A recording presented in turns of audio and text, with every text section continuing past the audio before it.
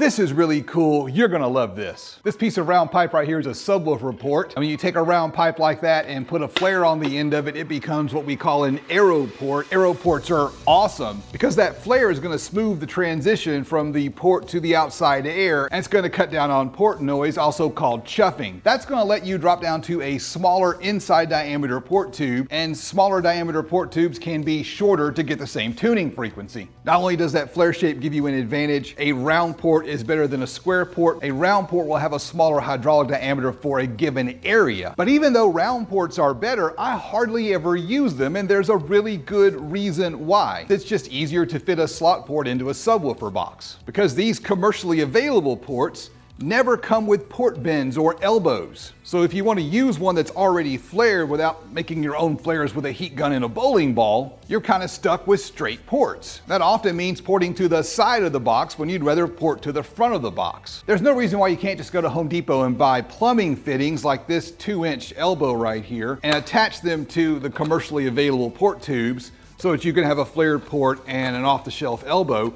But as you can see, it doesn't really fit. All that can work just fine, but I don't like it. So in this video, we're going to try to find a better way. Another problem with these bends, the wider the sweep, the better your airflow. It'll work, but you could do better with a wider sweep. So the challenge, if I can figure it out, is to create a way where I can make any size port that I want, so I'm not stuck to the standard sizes that are commercially available, either from the plumbing section at Home Depot or online. Create that flared shape so I can get the smooth airflow, and then create elbows that will allow you to make the sweep as wide or narrow as you want it. The magic tool to make this happen is a 3D printer, so big shout out to Bamboo Labs for sending me an H2D 3D printer. This printer's got a hidden trick up its sleeve that we'll talk about a little bit later, so stay tuned. The next thing I've got to do is figure out how to make a flare, but there's a problem. The problem is you have to learn how to use design software of some type. You can do this in SketchUp, but there are better tools. I'm going to download Fusion 360 and give myself a crash course in how to design in Fusion 360. The best way to learn how to use a piece of software is to have an end goal, to have a thing that you want to make. So I may as well just lock in and figure this out. While I'm doing that, let me show you a couple things I'm trying to design in this port. I know that with a 3D printer, the magic number is 45. Any angle that's wider than 45 degrees is fairly easy to print. Anything that's shallower than 45 degrees is hard to print. Overhangs are going to need supports. Sometimes those supports leave residue on the print that will hurt your airflow. An easy way to work around that is to put bevels on parts. The beauty of doing it this way is you can make anything that you want. You can make the wall thickness the same wall thickness as PVC pipe so that you can just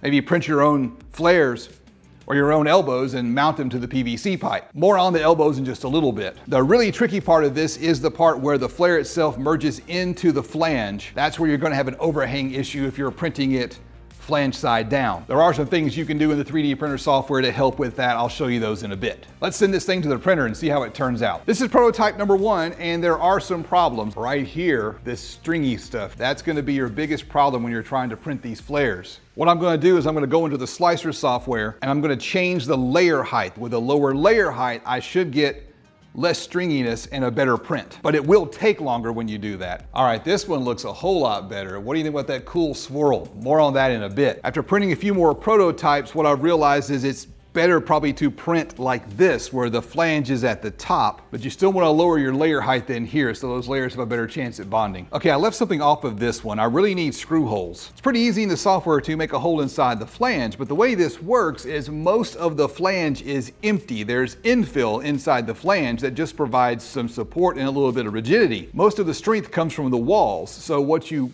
want to do now is go into the slicer software that comes with your 3D printer and add a modifier. There's several things you can do. You can go in here and put a modifier on the entire flange and increase the wall thickness of the flange. You can do that, but what I recommend instead is to save on material by just putting modifiers around the screw holes. That way the screw holes are going to be stronger. Say double up the walls, maybe triple up the walls. That way you don't break your port when you're screwing it down. Here's your challenge for the 3D printed elbows. There are 3 or 4 parameters that you need to be thinking about. The first one is the obvious one. The inside diameter of the pipe needs to be the same as whatever pipe you're using. These are 3.5 inches. And the other thing is what we call the center line radius, the radius that runs down the center of the port. That center line radius is the actual effective port length. And if you make that center line radius really large, you'll get smoother airflow. But if you make it really large, you've got a really big wide sweep in your port, which is going to reach deeper into the box and might be harder to fit. Remember, when you get this thing in the box, you gotta make sure there's plenty of clearance for this big flanged end that's gonna be on the inside of your enclosure. So what I'm gonna do here is I'm actually going to make the center line radius the same as the inside diameter of the port. And instead of printing a big 90 with a huge wide, I'm gonna print two 45s with a smaller sweep. And then on the end of the 45s, I'm gonna add an inch of straight pipe. That way I have a way for the pipes to attach each other at the bell. I get two tight sweeps instead of one big gradual sweep,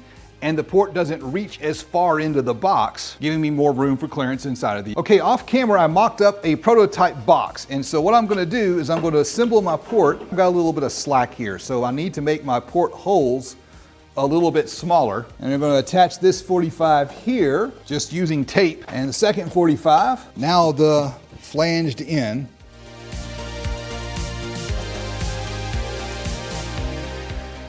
Now with the flange on, we can see that if it's gonna fit just barely. I like to give myself plenty of clearance. Let me try something different. What I wanna do is go back into Autodesk Fusion, and I wanna shorten these bells right here.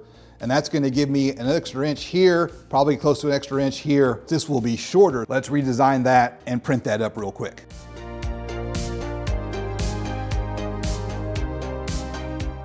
We've got clearance to the back of the box now, but we're getting really close to the magnet of the subwoofer. So what I want to do is make this a little bit longer. So I'm going to print a longer pipe. All right, here's the longer pipe. There we go.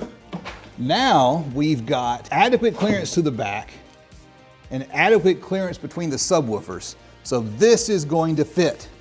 So bam, we've got it.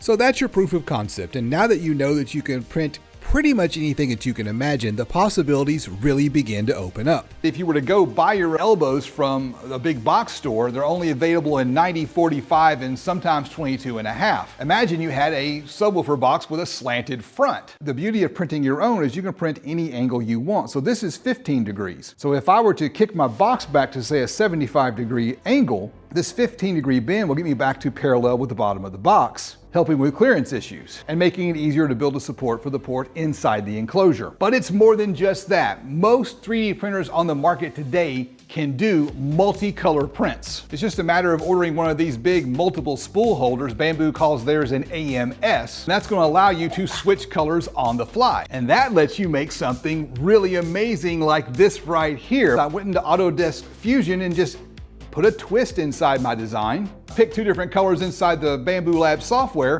and I'm off and running. You can do a print like this on any printer that can switch filaments on the fly. But there's a massive problem with most printers, and that is waste. Every time you switch colors, you've got to purge the old filament, load the new filament. That's gonna create this little piece of waste that the 3D printer community has affectionately deemed poop. If you try to print something like this on a normal 3D printer, you'll actually generate more poop than pipe. A single color print like this is going to take you between 4 and 5 hours to print. It's going to use about 1/10 of a spool of filament. This, on the other hand, is going to take you closer to 15 hours to print. It's going to use 1/2 of a spool of filament. You could literally print 5 of these with the exact same material. And that's why you should check out the Bamboo Lab H2D. The H2D is a dual head printer. You load one color on one side, one color on the other, and you can do a 2-color print with the same time and material as a 1-color print on a regular 3D printer. And that is just the tip of the iceberg. They also sell an H2C that can print 5 colors. Now, I'm not going to tell you it's cheaper to buy a 3D printer and print all your parts, but the world of possibilities that a 3D printer opens up, I mean, that's awesome. That might be the coolest thing I've ever made. I can't wait to get this box finished and see how it sounds. Now, I know some of you are gonna be looking for STL files for these things. I've still got a couple of kinks I need to work out before I'm ready to release those out to the public. When I get that sorted out, I'll find some way to release STL files for people to use. Before I go, I wanna say thank you to all of my patrons with a big bonus shout out to $25 and up patrons, Brian, Joe, and Bo. I'm Justin, this is the DIY Audio Guy YouTube channel, and I will see you on the next adventure.